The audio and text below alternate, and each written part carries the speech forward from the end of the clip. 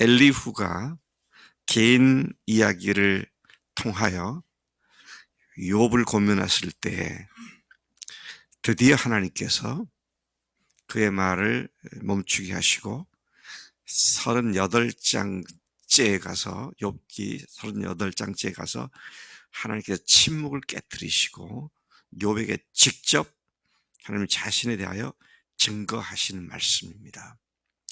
그동안 사람들의 이야기에 논쟁을 하고 시달렸던 그였지만 이제 하나님께서는 친히 말씀하시는 그런 장면으로 지금 바뀌었습니다. 무식한 말로 내 뜻을 흐리게 하는 자가 누구냐. 근데 하나님께서는 폭풍우 가운데서 말씀하셨다. 그렇게 기록되어 있고요. 무식한 말로 내 뜻을 흐리게 하는 자가 누구냐. 너희들 그렇게 갑론을박하고 떠드는데 너희들이 하는 말을 너희들도 제대로 알지 못하는 무식한 얘기를 하는데, 자, 이제 너는 남자답게 일어나 내가 묻는 말에 대답하라. 욥의 문제는 하나님을 불경스럽게 대적하거나 불평하거나 원망하는 것이 아니라 하나님과 하나님의 뜻에 대한 무지에 기인한 것이었음을 간접적으로 암시하고 있는 말씀이죠. 하나님은 오늘 우리가 18절까지 있는 걸 제가 하나씩 손가락을 짚으면서 쉬어보니까 14개의 의문문 문장들로 그에게 집중적으로 질문하시면서 자신에 대하여 욥을 깨우치기 위해서 말씀하시고 계십니다. 14개, 18절까지 14개의 퀘션 마크를 던지시면서 질문을 하시면서 가르치신 것을 보게 되죠. 여러분, 우리도요, 뭘 제대로 깨달으려면 의문을 갖는 게 굉장히 중요하고요. 좋은 질문을 갖는 것이 참 중요합니다. 저는 지금까지 성경을 읽으면서 어떤 부분은 도저히 이해가 안 되는 부분이 있거나 또 내 삶의 어떤 부분에 문제가 생겼을 때에 하나님께 늘 질문을 드리지만 때로는 그 질문에 답이 속히 오지 않더라고요. 근데 한 가지 발견한 것은 때가 이르든 늦든 질문에 하나님께서 꼭 대답하시는구나. 그러니까 바른 질문하는 훈련이 필요합니다. 제 아들이 달라스 세미나리, 달라스 신학교에서 강해 설교로 정평이 났는 신학교잖아요. 한 학기에 어떤 과목을 수강하는데 교수가 숙제를 내줬는데 무슨 숙제를 내줬냐면 매주 어떤 성경 본문을 읽고 하루에 한 장씩 읽고 거기에서 질문 50가지를 만들어서 제출을 해라. 성경을 읽을 때 계속 질문을 던지면서 읽으라는 말씀이죠. 성경을 제대로 이해하려면 뭘 알아야 되잖아요. 알려니까 잘 안 되니까 질문을 만들어 가지고 성경 읽을 때 묵상하는 중요한 키가 질문하는 겁니다. 근데 하나님께서 지금 요셉에게 깨우치기 위하여 욥에게 질문을 해서 질문을 통해서 그에게 집중적으로 던지시는 말씀을 보게 됩니다. 내가 땅에 기초를 놓을 때 너 어디 있었냐? 네가 그때 있기나 했느냐? 또 네가 그렇게 많이 알면 한번 말해봐. 누가 땅의 크기를 정했느냐? 누가 그 위에 측량줄을 대어 보았느냐? 그래서 측량을 해 보았느냐? 너는 알고 있냐?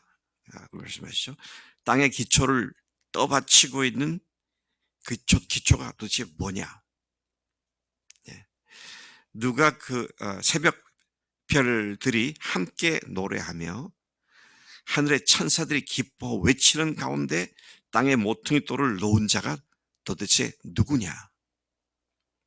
자, 이 말씀 보면 천사들이 하나님의 아들들이 그러는데 천사들이 하나님께서 천지를 창조할 때 크게 기뻐했다. 아마도 하나님의 뜻을 알고 교회를 궁극적인 목적은 교회를 세우는 거라고 그랬으니까요. 그것을 알고 그 일을 시작한 것을 기뻐하지 않았을까 그런 생각을 해보게 됩니다. 또 계속해서 말씀하시기를 바닷물이 깊은 곳에서 쏟아져 나올 때에 누가 그 물을 막아 바다의 한계를 정하였느냐. 제가 고향이 강원도 강릉이라서 종종 겨울바다를 구경하러 갔어요. 참 겨울바다 가면 신비한 느낌이 강하게 드는 그런 장면을 보게 되는데 그걸 보면 강원도 쪽은 동해안 쪽은 파도가 심할 때가 많습니다. 뭐 파도가 밀려오는데 참 신기한 건 제가 서 있는 모래톱 바로 그 앞에까지만 오지 그걸 넘어오진 않더라고요. 항상 보면 그래요. 참 그 물들이 신통하다. 어떻게 거기 그대로 있지? 근데 하나님께서 그 말씀하시는 겁니다. 너 바닷물이 파도를 치고 밀물이 밀려 들어오고 하는데 그 선을 넘지 못하도록 명한 자가 누구냐? 너 도대체 그게 어떻게 되지 않느냐? 이제 그런 말씀을 하시죠.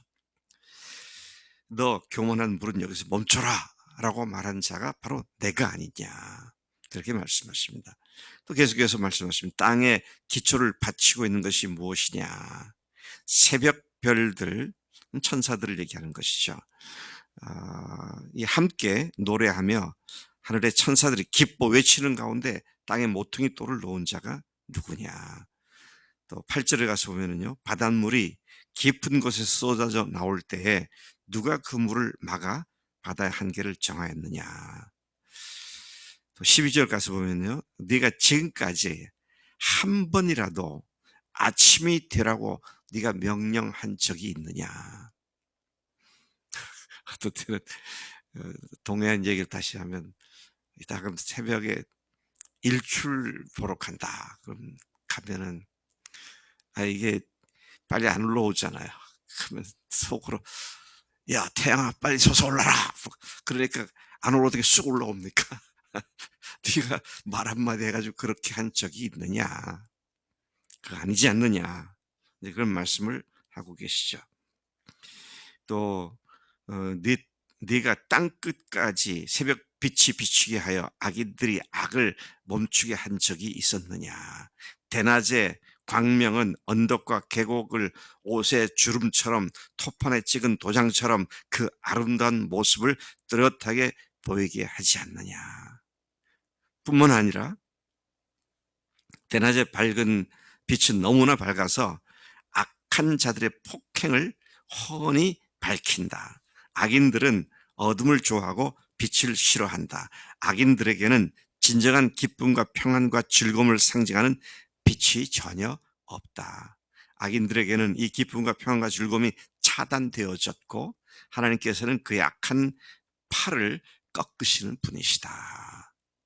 그런 하나님의 빛을 네가 비추라고 명령한 일이 있고 네가 그렇게 그것을 불러온 적이 있느냐. 16절 바닷속 깊은 곳에 있는 물 근원, 여기서는 바닷속에서 물이 솟구치는 바닷속의 샘물을 얘기하는 것 같은데 물 근원까지 들어가 본 적이 있느냐. 그 밑바닥 깊은 곳을 거닐어 본 적이 있느냐. 죽은 자가 들어가는 문을 들여다본 적이 있느냐. 그 죽음의 그늘이 드리운 문을 본 적이 있느냐. 세상이 얼마나 큰지 너 짐작할 수 있겠느냐. 네. 여러분 오늘도 우린 짐작 못하잖아요. 세상이 얼마나 큰지 우주가 얼마나 광활한지.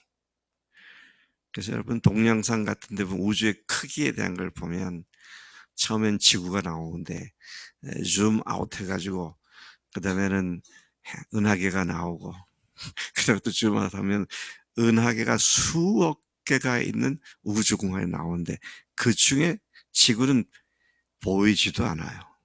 얼마나 작은지 얼마나 티끌 같은지 그런 그 하나님의 거대함 이것들을 네가 짐작이나 해본 적이 있느냐. 또 그래서 질문을 하시면서 이 모든 것을 알고 있다면 어디 한번 말해보라.